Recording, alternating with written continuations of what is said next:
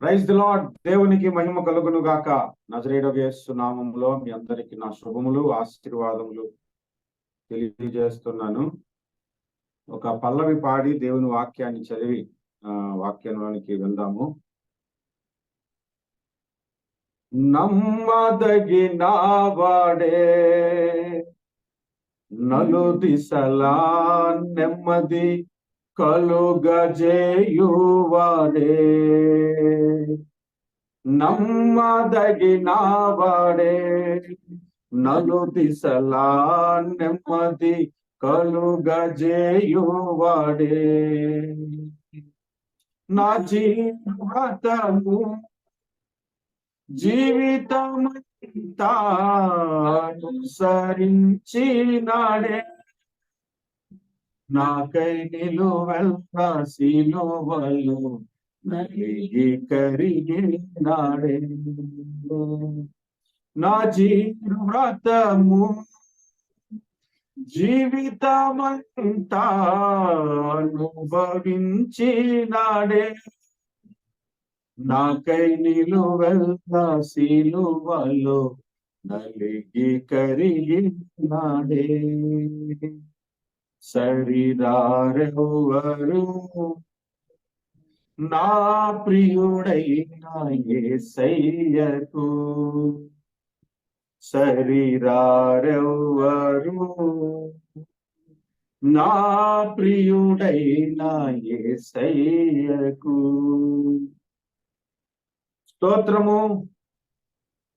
యోబు గ్రంథము 12వ అధ్యాయము 8వ వచనాన్ని మరొకసారి ధ్యానం చేద్దాము. యోబు గ్రంథం 12:8. భూమిని గూర్చి ధ్యానించిన ఎడల అది నీకు బోధించు. ప్రార్థన. నజరేయుడా యేసుక్రీస్తు ప్రభువా, దయగల తండ్రి, నీకు స్తోత్రాలు. ఎంతో అమూల్యమైనది, విలువైనది, శక్తి కలిగినది, నిత్య జీవము కలిగజేయనది నీ వాక్యము. ఆ వాక్యమును కొద్ది సమయం ఇప్పుడు మేము ధ్యానము చేస్తూ ఉండగా నీ వాక్యములోని విషయాలను మేము పరిశీలన చేస్తూ మాట్లాడుతూ ఉండగా మీ ఆత్మతో మమ్మలను నింపి మంచి మాటలు, అమూల్యమైన మాటలు, నిత్య జీవపు ఓటగలిగిన మాటలు మా ద్వారా పలికించి మాతో మాట్లాడమని, మా ఆత్మలను బలపరచమని, మీకై, మీ రాజ్యము కొరకై, మీ కొరకు జీవించే జీవితమును మాకు ప్రసాదించమని యేసు నామమున ప్రార్థన చేస్తూ నీ వాక్యమును ప్రకటింప పూనుకుంటున్నాము పరమ తండ్రి. ఆమేన్. చాలా సందర్భాల్లో వాక్య పరిచర్య నేను చేస్తున్నప్పుడు ఒక ప్రత్యేకమైన టాపిక్ మాట్లాడతాను. ఎప్పుడు కూడా కంటిన్యూగా పార్ట్ 1, పార్ట్ 2, పార్ట్ 3గా మాట్లాడటం దేవుడు నాకు మొదటి నుండి అనుగ్రహించినటువంటి ఒక కృప. ఆ కోణంలో నేను బైబిల్ని ధ్యానిస్తున్నప్పుడు, బైబిల్ని పరిశీలన చేస్తూ ఉన్నప్పుడు దేవుడు ఒక్కొక్క వచనంలో నుంచి ఎక్కువ సమయం మాట్లాడడానికి, దాని మీద ధ్యానము చేయటానికి ప్రభు నాకు చాలా సందర్భాలలో కృప చూపించారు. ఉదాహరణకు యోబు గ్రంథము 12:7లో మృగములను విచారించుము, అవి నీకు బోధించును, ఆకాశ పక్షులను విచారించుము, అవి నీకు తెలియజేయును అనే మాటలను బట్టి కూడా కంటిన్యూగా చాలా సందర్భాలు, దాదాపు ఒక 22 వర్తమానాలు మాట్లాడటానికి ప్రభు నాకు కృప చూపించారు. ఆ కోణంలో ఆలోచిస్తూ ఉండగా భూమిని గురించి ధ్యానించిన ఎడల అది నీకు బోధించును అనే మాటను యోబు భక్తుడు ఎందుకు పలికాడు అంటే, యోబు భక్తుడు భూమిని గూర్చి ధ్యానం చేశాడన్నమాట. భూమిని గూర్చి ఆయన ధ్యానము చేసినప్పుడు భూమి తనకు బోధించింది. భూమి ద్వారా, భూమిని గూర్చి ధ్యానించుట ద్వారా తన కొంత సబ్జెక్టు, కొంత నాలెడ్జ్ దేవుని దగ్గర సంపాదించుకున్నాడు యోబు భక్తుడు. యోబు భక్తుడు అంట ఎన్నోసార్లు ప్రార్థన చేసి ప్రార్థనకు ప్రతిఫలం పొందుకున్నాడని కూడా బైబిల్ చెప్తుంది. ఒకసారి చూడండి, యోబు గ్రంథం 12వ అధ్యాయమే 3వ వచనంలో ఆఖరి భాగం 3వ వచనములో ఆఖరి భాగము, దేవునికి మొరపెట్టి ప్రత్యుత్తరములు పొందిన వాడనైన నేను అంటున్నాను. దేవునికి మొర్రపెట్టి ప్రత్యుత్తరములు పొందిన వాడనైన నేను నా స్నేహితులకు అపహాస్య పదముగా ఉండవలసి వచ్చెను అంట. అంటే ఎన్నో సందర్భాలలో ప్రార్థన చేసి ప్రత్యుత్తరములు దేవుని యొద్ద పొందుకున్న అనుభవము యోబు భక్తుడికి ఉంది. అలా ప్రార్థించే కోణంలో భూమిని గురించి కూడా ప్రార్థించుంటాడు. ప్రభువా, భూమి నాకు ఏం నేర్పిస్తుంది, భూమిని గురించి ధ్యానిస్తే నేను ఏం నేర్చుకోగలను అనేది ప్రార్థన చేసే చాలా విషయాలు నేర్చుకున్నాడు. కాబట్టే భూమిని గురించి ధ్యానించిన ఎడల అది నీకు బోధించును అని పరిశుద్ధాత్మ ప్రేరేపణ ద్వారా ఈ మాటను మనకు తెలియజేశాడు. ఆ భూమిని గురించి ధ్యానము చేయటంలో ఎన్ని విషయాలు నేర్చుకున్నాము ఇప్పటి వరకు.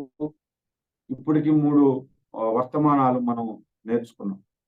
4వ వర్తమానముగా భూమిని గురించి ఒక 4-5 విషయాలు ఈ దినమందు ధ్యానం చేద్దాము. మొట్టమొదటిగా, ఈ భూమి ఆఖరున సృష్టింపబడింది. చెప్పండి అన్న.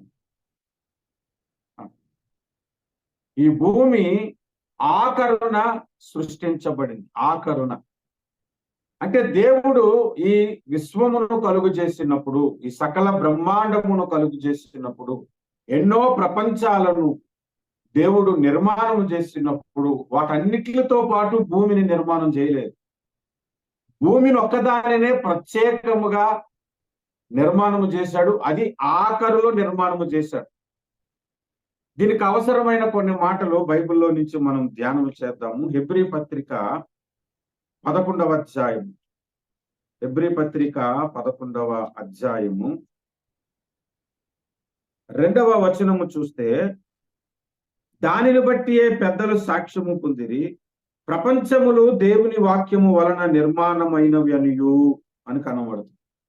ప్రపంచములు అని బహువచనం వాడాడు. అంటే ఎన్నో ప్రపంచాలను దేవుడు దేవుని వాక్యము వలన నిర్మాణము అయినవనియు. దేవుని వాక్యము వలన అనగానే అర్థం ఏంటంటే యేసుక్రీస్తు వలన అని. యేసుక్రీస్తు ప్రభుకి దేవుని వాక్యము అను నామం ఉన్నది. ఆది యందు దేవుడుండెను, దేవుని యొద్ద వాక్యం ఉండును అంటే బైబిల్ ఉండేను కాదు అర్థం. దేవుని యొద్ద యేసు ఉండెను అని అర్థము. దేవుని కుమారుడైన యేసు ప్రభు ఉండెనని అర్థము.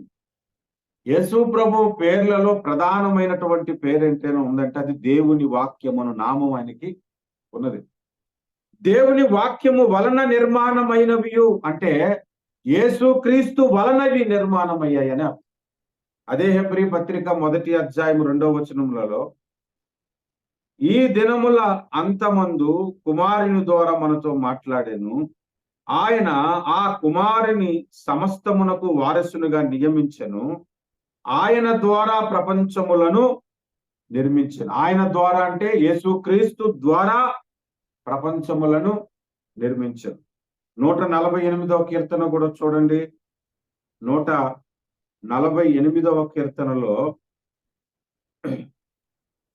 భక్తుడు గానము చేస్తూ పలికిన ఒక అద్భుతమైన మాట.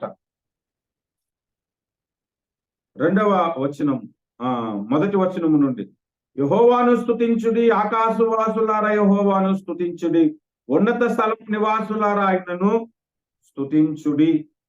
అంటే భక్తుడు ఏమని ప్రార్థన చేస్తున్నాడు, ఏమని స్తుతిస్తున్నాడు, ఏమని కీర్తన రాస్తున్నాడు అంటే, ఆకాశవాసులారా యెహోవాను స్తుతించుడి, ఉన్నత స్థలము నివాసులారా ఆయనను స్తుతించుడి అని గానము చేస్తుంది. అంటే ఎన్నో ఉన్నత స్థలములు ఉన్నాయి, ఎన్నో ప్రపంచాలు ఉన్నాయి, ఎన్నో ప్రాణికోటి ఉంది.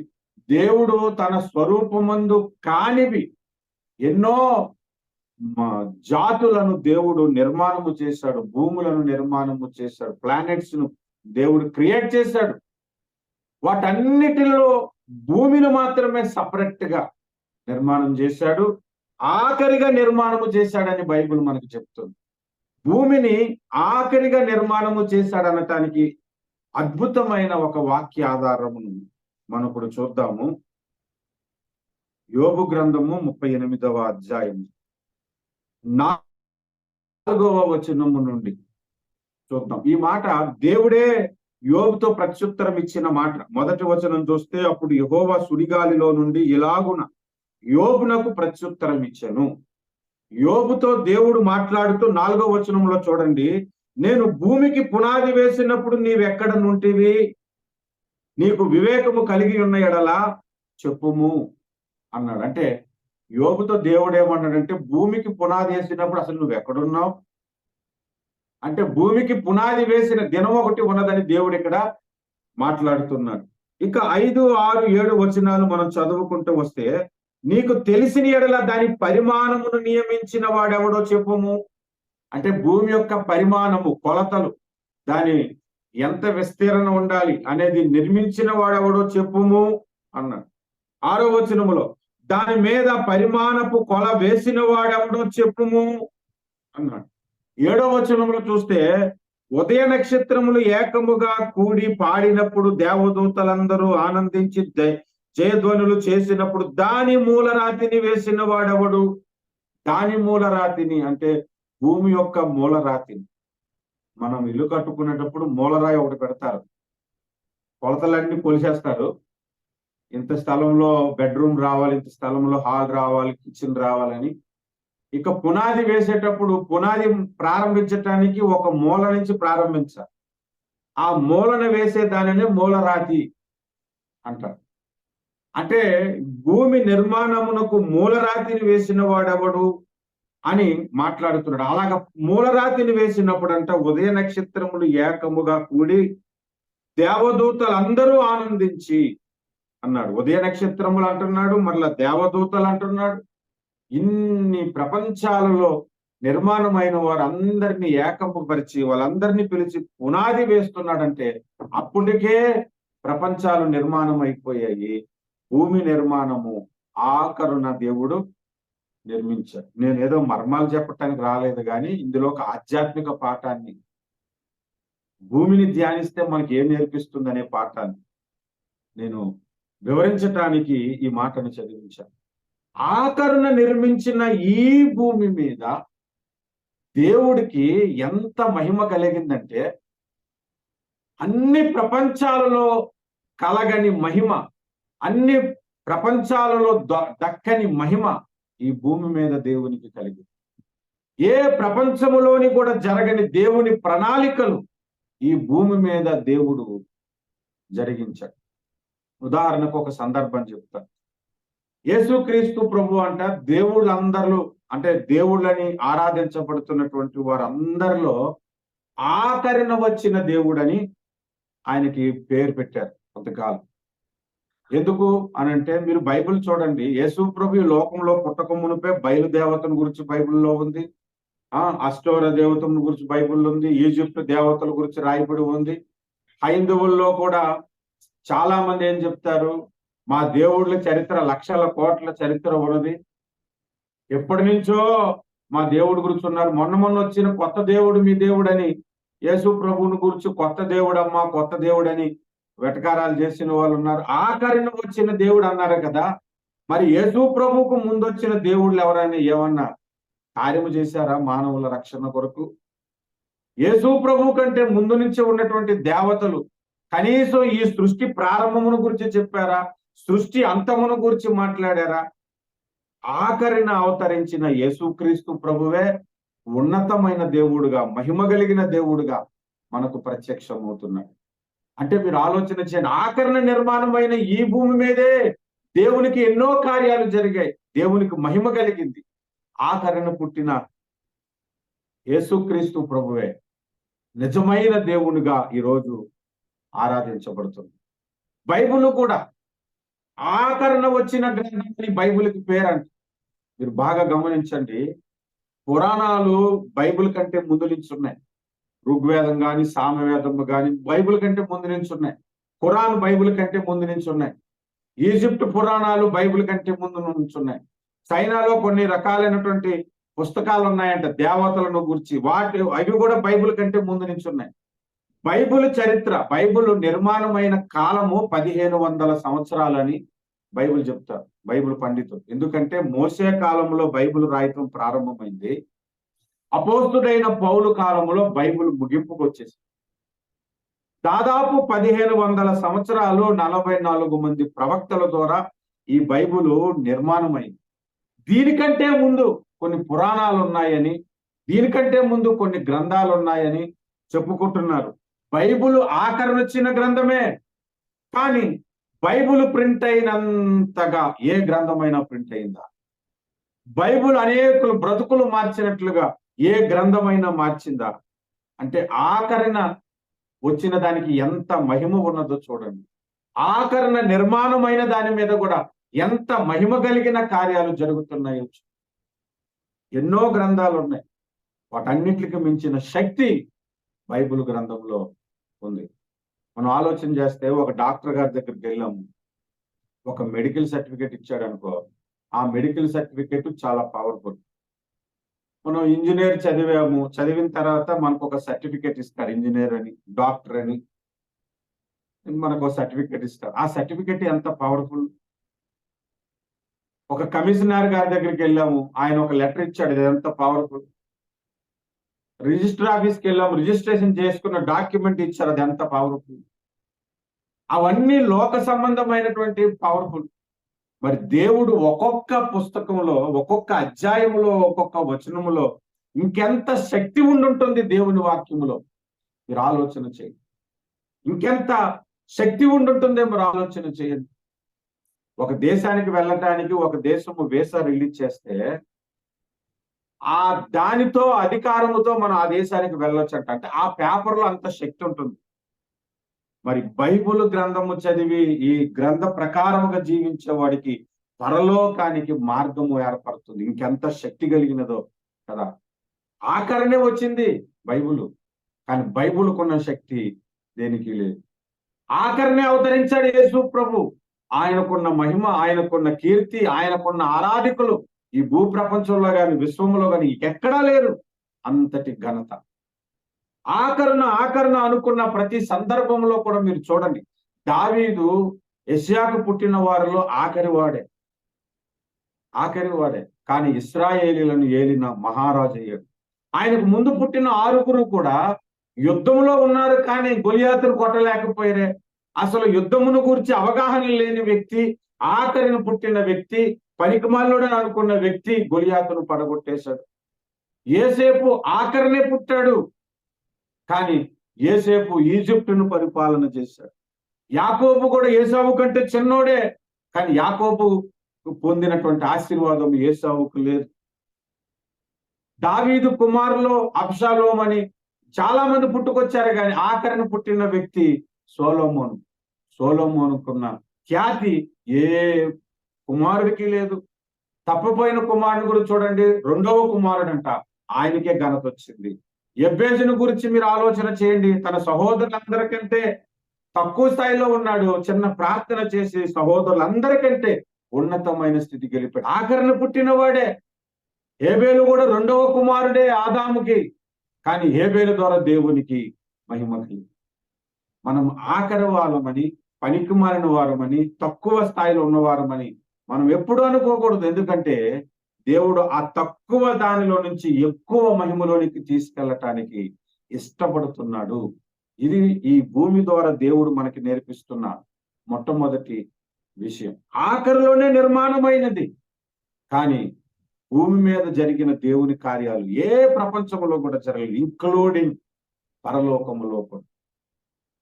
పరలోకవాసులు కూడా ఒకప్పుడు భూమి మీదకే చూశారు. ఎందుకంటే ఆ భూమి మీద నజరేయుడగు యేసు రక్తము కారుస్తాడు, ఆ రక్తము ద్వారా మా లోపాలు కూడా తొలగిపోతాయి అని చూశారు.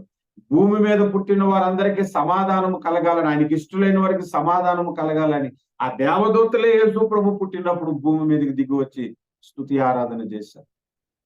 ఈ భూమి మీద గొప్ప కార్యాలను దేవుడు చేయటానికి ఆఖరిని సృష్టించాడు. ఆఖరిదని తృణీకరించకండి, అక్కడ దేవుడు గొప్ప కార్యాలు చేస్తాడు. 2వ విషయాన్ని మనం ఆలోచన చేస్తే, అన్నిట్లికంటే తక్కువ మహిమ కలిగినది ఏదైనా ఉందంటే అది భూమే. తక్కువ మహిమ, తక్కువ స్థాయి, తక్కువ టెక్నాలజీ. ఇప్పటి వరకు భూమి మీద ఎంత టెక్నాలజీ ఉన్నా ఇతర గ్రహాలతో పోల్చుకుంటే మన టెక్నాలజీ పెద్దదేమి కాదు.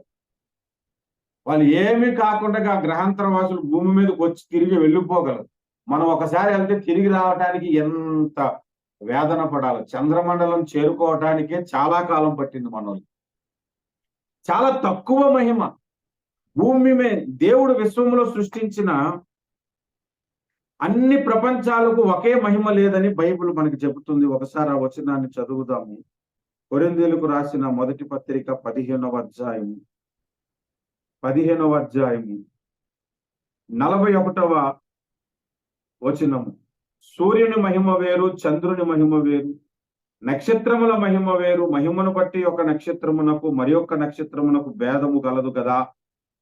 పునరుద్ధానమును గూర్చి మాట్లాడుతూ ఈ సందర్భంలో ఈ మాట చెప్పాడే గాని ఒక్కొక్క నక్షత్రానికి ఒక్కొక్క మహిమ ఉన్నదంట. సూర్యునికి ఒక మహిమ ఉన్నదంట, చంద్రునికి ఒక మహిమ ఉన్నదంట. అలాగే ఈ భూమికి కూడా ఒక మహిమ ఉన్నది. అన్ని మహిమలతో పోల్చుకుంటే ఈ భూమిది చాలా తక్కువ మహిమ, తక్కువ స్థాయి. కానీ ఈ భూమిని దేవుడు ఎక్కువ ప్రేమించాడు. మనందరికీ బాగా పరిచయమైన వచనము, బైబిల్ అంతటికి మూలవచనం అంటారు. బైబిల్ అంతటికి మూలవచనము అని దాన్ని డిక్లేర్ చేసిన తర్వాత బైబిల్లో పరిశుద్ధ గ్రంథం అని రాయబడిన తర్వాత కిందనే అట్ట మీద రాస్తారు ఆ వచనాన్ని. మీ అందరికీ తెలుసు, దేవుడు లోకమును ఎంతో ప్రేమించెను అని. అన్ని లోకాల కంటే కూడా దేవుడు ఈ లోకాన్ని ఎందుకు ఎక్కువ ప్రేమించాడు? అన్ని లోకాలు దేవుడు సృష్టించినవే కదా. దేవుడు లోకములను ప్రేమించెను అని అనకుండా లోకమును ఎంతో ప్రేమించానని ప్రత్యేకంగా ఈ భూమి గురించి ఎందుకు మాట్లాడాడు? ఏ కారణం చేత మాట్లాడాడంటే అతి తక్కువ మహిమ కలిగినదిగా, అతి తక్కువ స్థాయిగా ఈ భూమి ఉండిపోయింది. మన శరీర అవయవములలో కూడా చిన్నదానికి ఎక్కువ ఘనత ఇచ్చానని మొదటి కొరింథీ పత్రిక 12:25లో రాయబడి ఉంది. తక్కువ స్థాయి దానికి ఎక్కువ మహిమ ఇచ్చాడు. ఇందులో మనం నేర్చుకోవలసిన పాఠం ఉన్నది. మనం ఆలోచన చేస్తే మనం తక్కువ వారంగా అనుకోవద్దు. ఎప్పుడు కూడా చేతకాని వారుగా ఉన్నామని అనుకోవద్దు. నాకు పెద్ద పరిచర్య లేదని అనుకోవద్దు. నాకు పెద్ద సంఘం లేదని అనుకోవద్దు. 24 గంటలు దేవుని పని మీద తిరిగే కృప లేదని అనుకోవద్దు. కానీ నీ ద్వారా కూడా దేవుడు ఒక గొప్ప కార్యము చేయటకు సమర్థుడు. ఉదాహరణకు బైబిల్లో మనం చూస్తే నజరేత్ అని ఒక ఊరుంది. ఆ ఊరికి మంచి పేరు లేనే లేదు. ఆ ఊర్లో ఎట్లాంటి వాళ్ళు పుట్టారు తెలుసా? బరబ్బా అక్కడే పుట్టాడు, నజరేతులోని. గజ దొంగ అంట, బందిపోటు దొంగ అంట. ఆ నజరేతులోనే యేసుకి ఇటు అటు సిలువ వేయబడిన దొంగలు కూడా పుట్టారు. యేసు ప్రభువును గురించి చిన్నప్పటి నుంచి తెలుసు వాళ్ళకి. యేసు ప్రభు పుట్టుక దగ్గర నుంచి యేసు ప్రభు చరిత్ర తెలుసు. ఈ కారణం చేతనే ఆ రెండవ దొంగ రక్షణ పొందటానికి అవగాహన కలిగింది. నజరేతులో నుంచి మంచిదేది రాదని బైబిలే చెప్పేసింది ఆ మాట.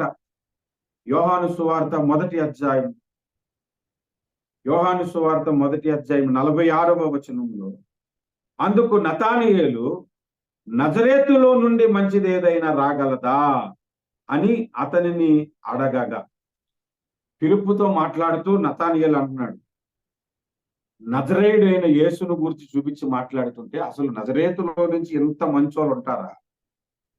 మంచిది అసలు అక్కడి నుంచి రాగలదా అంటే అర్థం ఏంటంటే ఆ ఊరికి మంచి పేరే లేదు. ఆ ఊరు గురించి మాట్లాడుకుంటే అందరూ మాట్లాడుకోవడం, ఏం మాట్లాడుకుంటారు? దొంగలు ఉంటారు, బందిపోటు దొంగలు ఉంటారు అని మాట్లాడుకోవడమే. ఒకప్పుడు స్టువస్టుపురం అనే ప్రాంతానికి అందరూ దొంగలు ఉండేదే అని మాట్లాడుకునేవారు. దేవుడు దాని మహిమను మార్చి సువార్తపురముగా మార్చేసి, కొన్ని ప్రాంతాలు ఉంటాయి. విశాఖపట్నంలో నేను పుట్టి పెరిగిన area ship yard quarters, old colony అంట. ఓల్డ్ కాలనీ నుంచి నేను వచ్చానంటే టోకున్ కూడా ఇచ్చేవారు కాదు జాబ్. ఆ ఏరియా వాడంటే ఎవడు నమ్మరంట. కొన్ని ఏరియాలు ఉంటాయి, కొన్ని ప్రాంతాల్లో కొన్ని ఏరియాలు ఆ ఏరియాకు పోకూడదు, అక్కడోడంటే ఆడు మంచోడు అయ్యి ఉండడు అనే పేర్లు ఉంటాయి. అట్లాంటి పేరు కలిగినదే నజరేతు. ఎందుకు ఉపయోగము లేని నజరేతును ఆ నజరేతులో యేసు ప్రభు పుట్టడానికి కారణం ఏమిటి? అట్లాంటి వ్యక్తులను బాగు చేయటానికి. ఎందుకు ఉపయోగం లేదు, తక్కువ మహిమలో ఉన్న భూమి మీదే దేవుడు ఎందుకు పుట్టాలి, ఎందుకు భూమి మీదే దేవుడు రక్తమును కార్చాలి అంటే, ఈ భూమి మీద మంచి అనేదే లేదు. అందరూ పాపులే, అందరూ పాపులే. అక్కడి నుంచి దేవుడు తన మహిమను పెంచుకుంటూ రావటానికి ఇష్టపడ్డాడు. తక్కువ స్థాయి కలిగినదే, కానీ దేవుడు ఇక్కడ చేసినన్ని కార్యాలు భూమి మీద ఎక్కడ ఇతర ప్రపంచాలలో ఈ విశ్వంలో ఎక్కడా చేయలేదు. అంత ఘనత ఇక్కడ జరిగింది. అంటే మనం ఆలోచన చేయాల్సింది ఏంటో తెలుసా? మనం తక్కువ స్థాయి మనని ఎప్పుడూ అనుకోవద్దు. నిజ దేవుణ్ణి ఎరిగిన మనము, సత్యదేవుణ్ణి ఎరిగిన మనము, మన బ్రతుకును మార్చే దినం ఒక రోజు వస్తుంది. ఎప్పుడు ఒకేలాగా మన జీవితం ఉండదు. ఆ మార్పు దేవుడు ఒక రోజు చేస్తాడు. మనం ఆ ఊహించని రీతిలో దేవుడు ఉన్నత స్థాయిలోనికి మనలను తీసుకుని వెళ్తాడు. మనల్ని తగ్గించాడు అంటే ఇంకో 100 మెట్లు దేవుడు ఎక్కించటానికి. మనల్ని తక్కువ స్థాయిలో ఉంచాడు అంటే దేవుడు ఉన్నత స్థితిలోనికి నడిపించటానికే. ఎందుకంటే మనం ఆరాధిస్తున్న దేవుడు సృష్టికర్త అయిన దేవుడు, ఈ భూమి ఆకాశములను కలిగి చేసిన దేవుడిని మనం ఆరాధన చేస్తున్నాం. ఇది రెండవదిగా దేవుడు మనకి నేర్పిస్తున్న పాఠం. భూమి గురించి మొదటి పాఠం ఏంటంటే ఆకరణ సృష్టింపబడింది. రెండవ పాఠం ఏంటంటే తక్కువ స్థాయి కలిగింది. మూడవ పాఠం ఏంటంటే భూమి చిన్నది. ప్రపంచాలన్నిటికంటే కూడా, ప్లానెట్స్ అన్నిటికంటే కూడా భూమి చాలా చిన్నది. అప్పుడప్పుడు నాసా వార్తలు కూడా పేపర్లో వేస్తారు, ఒక కార్నర్లో అంతరిక్ష వార్తలని చిన్న కోలం వేస్తారు, చూడండి మీరు.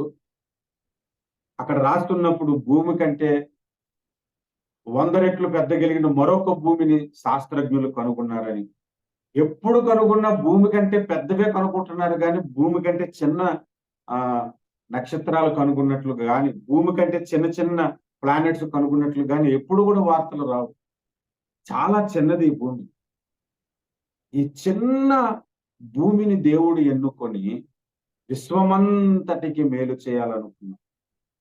ఈ చిన్న భూమిని ఎన్నుకొని మన బ్రతుకుల్లో కూడా మనం చిన్నవారమే అనుకుంటాం, కానీ ఎలాంటి కార్యాలు దేవుడు చేస్తాడంటే, బైబిల్లో మొదటి రాజుల గ్రంథం 18వ అధ్యాయం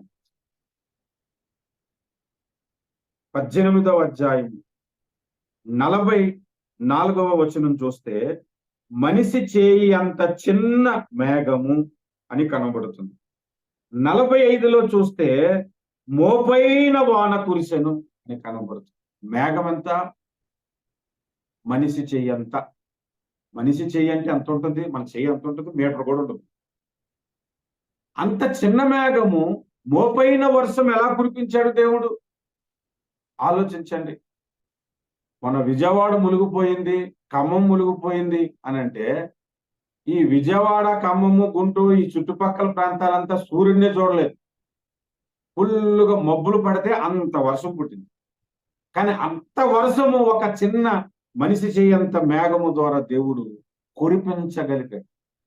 చిన్నదానితోనే దేవుడు గొప్ప కార్యాలు చేయి.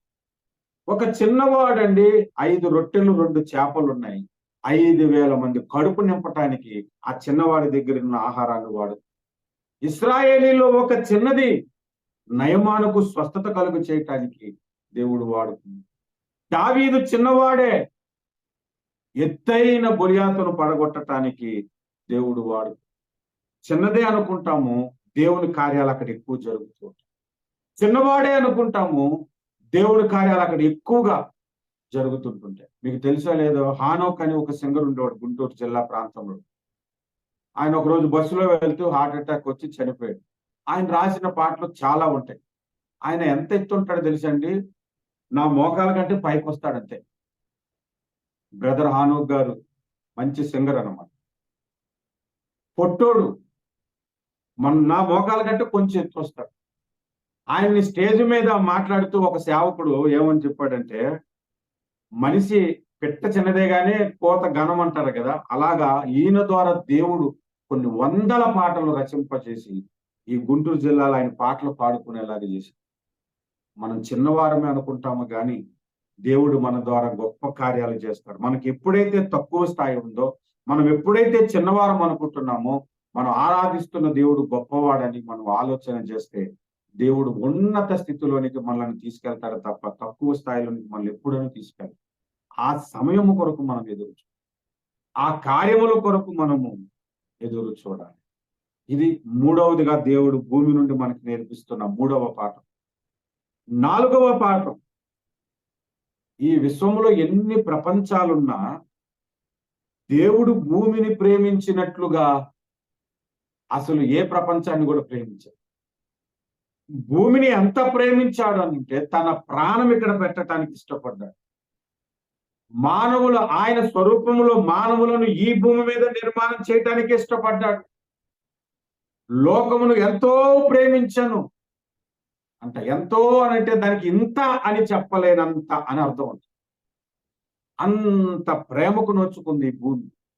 దేవుని ప్రేమకు నోచుకున్నది ఈ భూమి అని అంటే, ఈ భూమి మీద ఆయన స్వరూపములో నిర్మాణం చేయబడిన మనము ఆయన ప్రేమకు నోచుకోలేదా? మనం ప్రేమించటానికి మునిపి ఆయన మనలను ప్రేమించాడు. ఇంకా చెప్పుకోవాలంటే జగత్తుకి పునాది వేయబడక మునిపే ప్రేమ చేత దేవుడు మనలను ఏర్పాటు చేసుకున్నాడని ఎఫెసీ పత్రిక 1వ అధ్యాయం 6వ వచనంలో క్లియర్ గా రాయబడి ఉంది. అదే ఎఫెసీ పత్రికలో మనలను రక్షించటానికి కూడా కారణం ఏంటో చెబుతున్నాడు. చూడండి, ఎఫెసీ పత్రిక 5వ అధ్యాయం 2వ అధ్యాయము 5వ వచనం మనం చూస్తే, మనము మన అపరాధముల చేత చచ్చిన వారమై ఉండినప్పుడు సైతము మన ఎడల చూపిన తన మహాప్రేమ చేత మనలను క్రీస్తుతో కూడా బ్రతికించెను. ఏ ప్రేమ చేత? మహాప్రేమ చేత. మహా అనే దగ్గర నా బైబిల్లో చిన్నది రౌండప్ చేసుకున్నాను. ప్రేమ చేత రక్షించననే మాట కాదు, మహాప్రేమ చేత. మహా అంటే ఇంకా హై అన్న, మహారాజు అని అంటే అర్థం ఏంటంటే ఇంకా ఆయన టాప్, ఆయనకి మించి ఇంకెవరు లేరు. యువరాజు అన్నా కూడా యువరాజుకు మించిన వాళ్ళు ఉంటారు. మహారాజు అని అంటే అర్థం ఏంటి? ఆయనకు మించిన రాజు ఇంకొకడు లేడండి. మహాప్రేమ అంటే అంతకంటే ప్రేమించటానికి అవకాశమే లేదు. అంతటి ప్రేమతో మనలను ప్రేమించాడట. అంత ప్రేమ మన మీద కురిపించిన దేవుడు ప్రేమ చేతే కదా మనలను రక్షించాడని కూడా రోమిలకు రాసిన పత్రిక 5వ అధ్యాయంలో కూడా రాయబడి ఉంది. రోమిలకు రాసిన పత్రిక 5వ అధ్యాయం 8వ వచనంలో, అయితే దేవుడు మన ఎడల తన ప్రేమను వెల్లడిపరుచుచున్నాడు. ఎట్లనగా మనం ఇంకను పాపులమై ఉండగా క్రీస్తు మన కొరకు చనిపోయి. ఎన్నో ప్రపంచాలు ఉన్నాయండి. ఏ ప్రపంచానికి దొరకని ప్రేమ ఈ భూ ప్రపంచానికి దొరికి. దేవుని ప్రేమ రుచి ఎరిగిన వారము మనము భూమి మీద. అందుకే మనము పరలోకానికి వెళ్ళిన తర్వాత దేవుని ప్రేమను ఎవరయ్యా ఎక్కువగా రుచి చూశారు అని అంటే మనమే. మన ద్వారానే దేవుని ప్రేమ కనబడింది ఇతరులకు. అంత గొప్ప కార్యము దేవుడి భూమి మీద చేసి. అంటే ఆలోచన చేయండి, ఎన్ని విషయాలు చెప్పుకున్నాం మనం. భూమి ఆఖరణ సృష్టింపబడింది. మనం ఆఖరి వారం అని అనుకోవద్దు, కానీ దేవుడు మనల్ని ఉన్నత స్థానంలో పెడతాం. తక్కువ స్థాయిలో సృష్టింపబడింది, తక్కువ స్థాయిలో అనుకోవద్దు, కానీ దేవుడు ఇక్కడ జరిగించినంత మహిమ ఎక్కడ కూడా జరిగించాలి. చిన్నదని అనుకోవద్దు, కానీ చిన్నదాని ద్వారా గొప్ప కార్యాలు చేసి ఈ విశ్వంలో ఏ ప్రపంచానికి దొరకని గొప్ప ప్రేమ ఈ భూ ప్రపంచానికి దొరికి. 5వ విషయాన్ని చెప్పి నేను ముగిస్తాను. ఈ భూమికి ప్రారంభం ఉంది, ముగింపు ఉంది. ఈ భూమి అనేది ఒక రోజు లేకుండగా అగ్ని చేత కాల్చబడుతుందని పేతురు పత్రికలో రాయబడి ఉంది. ఈ భూమి అగ్ని కొరకు కాచుకొని ఉన్నదని రాయబడి ఉంది. ఇక భూమి అనేది లేకుండా పోతుంది. కానీ ఈ భూమి మీద చరిత్ర ఏదైతే ఉన్నదో రాబోవు యుగాలలో కూడా మాట్లాడుకుంటారు. దేవుడు ఒకానొక సందర్భములో ఆకరణ నిర్మించాడు ఒక భూమిని. ఆ భూమిని తక్కువ స్థాయిలో నిర్మించాడు, అతి చిన్నదిగా నిర్మించాడు. కానీ దాని మీద ఉన్న దేవుని ప్రేమ, దాని మీద మానవుల మీద దేవునికి ఉన్న సంకల్పం ఈనాడు ప్రపంచంలో విశ్వంలో ఉన్న అన్ని ప్రపంచాలకు ఒక చరిత్రగా రాబో యుగాలలో ఆయనను గురించి మాట్లాడుకునే విధముగా ఈ భూమి మీద దేవుడు కార్యాలు జరిగించాడు. ఈ భూమి అనేది లేకుండా పోతుంది, కానీ ఈ భూమిని గూర్చిన చరిత్ర రాబో యుగాలలో కూడా చెప్పుకుంటారు. మనము కూడా ఈ భూమి మీద ఒక రోజు ఉండము, కానీ ఈ భూమి ఉన్నంత వరకు మనము చేసే ప్రార్థనలు భూమి మీద ఉండిపోతాయి. మనము చేసే పరిచర్య ప్రభావము ఈ భూమి మీద ఉండిపోతే. మీకు ఒక విషయం తెలుసా? ఏలీషా చనిపోయాడు. ఏలియా మీద ఉన్న అభిషేకం ఎలీషా మీదకి వచ్చింది. ఎలీషా చనిపోయాడు. అతన్ని తీసుకెళ్లి పాతి పెట్టారు. అతని శరీరంలో ఉన్న అవయవాలన్నీ కుళ్ళిపోయి ఆ భూమిలో మట్టిగా కలిసిపోయి ఎముకలు మాత్రమే ఉన్నాయి. ఎముకలు మాత్రమే ఉన్నాయి. అక్కడికి 1 సంవత్సరం తర్వాత ఒక శవమును పాతి పెట్టడానికి వచ్చి కంగారులో గొయ్యి తవ్వి ఏలియా శల్యములు ఉన్న చోట శవాన్ని పెట్టగానే ఆ శవము ఏలియా శల్యములకు తగలగానే, ఆ ఎముకలకు తగలగానే అతడు దిగ్గున లేచి ప్రాణం వచ్చేసిందంట. ఎప్పుడో చనిపోయిన ఏలీషా ఆ ఎముకలలో కూడా ఆయన అభిషేకం ఉండు. మనం ఈ రోజు చేస్తున్న ప్రార్థనలు నిత్య జీవము కలిగిన ప్రార్థనలు. ప్రార్థనలు 2 రకాలు. మన ఆశీర్వాదం కొరకు చేసుకోవడం. నేను రోజు ప్రార్థన చేయొచ్చు, ప్రభువా నా ఇల్లు నాకు తిరిగి ఇప్పించాను. ఇది నిత్య జీవం కలిగిన ప్రార్థనగా. ప్రభువా నా దేశమును రక్షించు, ఆత్మలను రక్షించు, ఈ సంఘ నిర్మాణము కొరకు దుర్బోధలను తొలగించని చేసే ప్రతి ప్రార్థన నిత్య జీవం కలిగిన ప్రార్థన. ఆత్మల రక్షణ కొరకు నువ్వు చేస్తున్న ప్రార్థన. కజకిస్తాన్ కొరకు తమ్ముడు వెళ్ళిన ప్రాంతం కొరకు నేను ఇప్పుడు నా ప్రార్థనలో ఒక భాగంగా నేను ప్రార్థన చేస్తున్నాను అంటున్నావు కదా. నీ కుమార్తె ఆరోగ్యం కొరకు చేసిన ప్రార్థన కంటే కూడా, నీ కుటుంబం క్షేమం కొరకు నువ్వు చేసిన ప్రార్థన కంటే కూడా, ఆత్మల రక్షణ కొరకు నువ్వు చేసిన ప్రార్థన నిత్య జీవము పరలోకములో కూడా దాన్ని ప్రభావం నీకు. నీ ప్రార్థన ద్వారా రక్షణ పొందినవా, మన ప్రార్థన ద్వారా రక్షణ పొందినవా, కొన్ని కోట్ల యుగాలైన ఫలాని వారి ప్రార్థన ద్వారా నేను రక్షణ పొందాను అని చెప్పుకునే అంత స్థాయి కలిగిన ప్రార్థనలు భూమి మీద మనం చేయాలి. రాబో యుగాలలో కూడా మన ప్రార్థన గురించి చెప్పుకునే ప్రార్థన మనం చేస్తున్నామా? ప్రజల కొరకు ప్రార్థన చేస్తాం. ప్రభువా చాలా మంది ఆస్తి నష్టపోయారు, తిండి లేక ఉన్నారు, కొంతమంది ప్రాణ నష్టం జరిగింది, వాళ్ళకి రికవర్ చేయి అని ప్రార్థిస్తే ఈ భూమి మీద రికవర్ అవుతుంది. కానీ వాళ్ళు రక్షణ పొందాలి నాయన, వాళ్ళు మీ రక్షణ అనుభవించాలి నాయన, నరకానికి పోకూడదు ప్రభువా అని మనం చేసే ప్రార్థన. మన ప్రార్థన ఆధారం చేసుకొని దేవుడు అక్కడికి ఒక సువార్తికుడిని పంపి సువార్త ప్రకటించి రక్షణలోనికి నడిపిస్తే, ఆ రక్షణ పొందిన వ్యక్తి పరలోకంలో నీకు కనబడితే అది నిత్య జీవం కలిగిన ప్రార్థన కాదా? అంటే మన ప్రార్థనలో కూడా నేను అందుకే ఎక్కువ సమయం ఎప్పుడు ప్రార్థన చేసిన ఆత్మల రక్షణ కొరకు ప్రార్థన చేయడానికి ఇష్టపడతాను. దేశ క్షేమము కొరకు ప్రార్థన చేయడానికి ఇష్టపడతాను. కోర్స్ నా సమస్యల కొరకు కూడా ప్రార్థన చేస్తాను, చేయకుంటే ఎలాగుంటాం? నా సమస్యల కొరకు ప్రార్థన చేస్తాను. నేను ఎంతో ప్రార్థన చేసి కట్టుకున్నాను ఇల్లు, తర్వాత అది వేరే వాళ్ళకు సొత్తు అయిపోయినట్టుగా అయిపోయింది. మరలా ప్రార్థన చేసి పోరాడి దాన్ని మరలా తిరిగి తెచ్చుకుంటాను. ఒకరోజు ప్రాణం కోల్పోయిన తర్వాత అది నాతో రాదు. కానీ ఈ రోజు దేశ క్షేమం కొరకు చేసిన నేను నా ప్రార్థన, ఒక రాజస్థాన్ కొరకు చేసిన ప్రార్థన, ఉత్తరప్రదేశ్ కొరకు చేసిన ప్రార్థన, ఆంధ్ర రాష్ట్రం కొరకు చేసిన ప్రార్థన ప్రతిఫలము రాబో లోకాలలో పరలోకములో కూడా చెప్పుకోగలిగినంత స్థాయి ఉంటుంది. ఈ భూమి మీద కూడా దేవుడు చేసిన కార్యాలు రాబో యుగాలలో చెప్పుకుంటారు కదా. దాని ద్వారా మనం నేర్చుకోవాల్సిన 5వ పాఠం. ఈ 5 ప్రాముఖ్యమైన పాఠాలను నేను మీకు రిపీట్ చేస్తున్నాను. ఆఖరి వారం అని అనుకోవద్దు, దేవుడు ఉన్నత స్థితిలో ఉంచుతాడు. ఎందుకంటే మొదటి వారు కడపటి వారు అగుదురు, కడపటి వారు మొదటి వారు అగుదురు అని బైబిల్ చెబుతుంది. తక్కువ స్థాయి వాడిని ఎప్పుడు అనుకోవద్దు. కానీ దేవుడు గొప్ప కార్యాలు చేయటకు సమర్థుడు. ఉన్నత స్థాయిలో నిన్ను ఉంచుతాడు. ఈ భూమి మీద తక్కువ స్థాయి ఉండొచ్చు, కానీ పరలోకంలో నీ స్థాయి ఏంటి? దేవుని సింహాసనం వెళ్ళేంత స్థాయి కలిగిన భక్తి జీవితం చేస్తున్నావా? మనం చిన్నవారం అని అనుకోవద్దు. మన గురించి పెద్దగా ఎవరికి తెలియదు.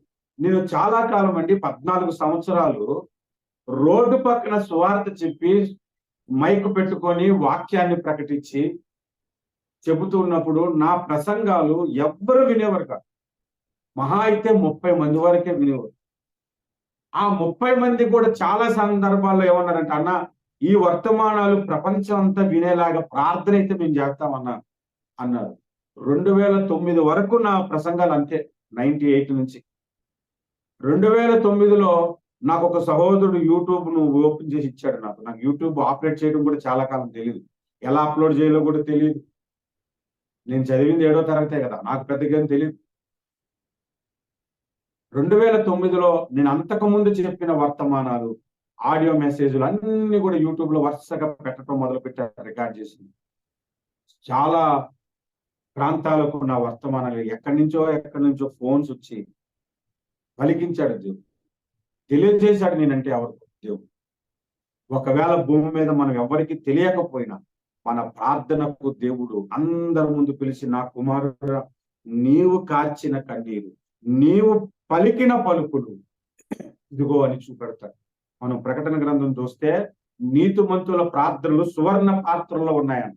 అది ఇంటి కొరకో, ఉద్యోగం కొరకో, పెళ్లి కొరకో చేసే ప్రార్థనలు అయితే దేవుడు ఆ సువర్ణ పాత్రలో పెట్టడు.